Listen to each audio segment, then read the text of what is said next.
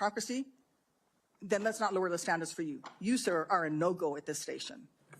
A Secretary of Defense has to have breadth and depth of knowledge. Right now, I am concerned that you have neither. You talked about the Indo-Pacific a little bit, and I'm glad that you mentioned it. Can you name the importance of at least one of the nations in the ASEAN, and what type of agreement we have with at least one of those nations? And how many nations are in ASEAN, by the way?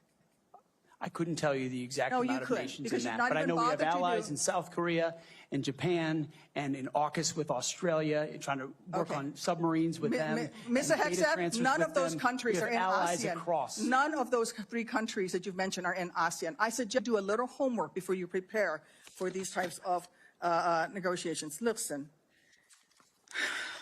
Mr. Hegseth,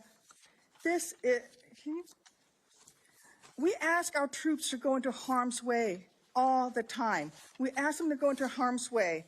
And this behind me is a copy of the Soldier's Creed, a copy that usually hangs over my desk here in the Senate, and you should be familiar with it. It's the same copy that hung over my desk at Walter Reed every single day that I woke up and fought my way back because I wanted to go back and serve next to my buddies who'd saved my life.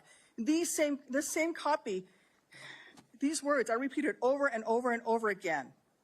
And let me read out 2 things to you, 2 sentences.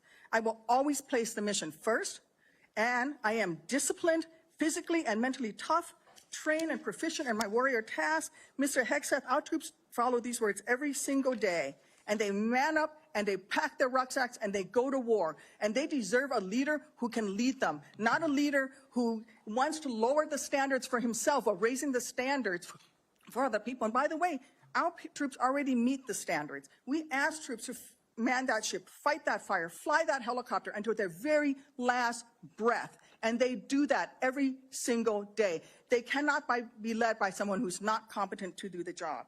How can we ask these warriors to train and perform the absolute highest standards when you are asking us to lower the standards to make you the Secretary of Defense simply because you are buddies with our President-elect? And by the way, he has filed for bankruptcy 6 times. I'm not quite sure he's the kind of CEO you want to refer to as a successful businessman.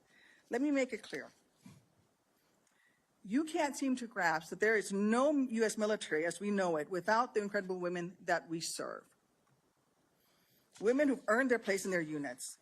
You have not earned your place as Secretary of Defense. You say you care about keeping our armed forces strong and that you like that our armed forces are meritocracy.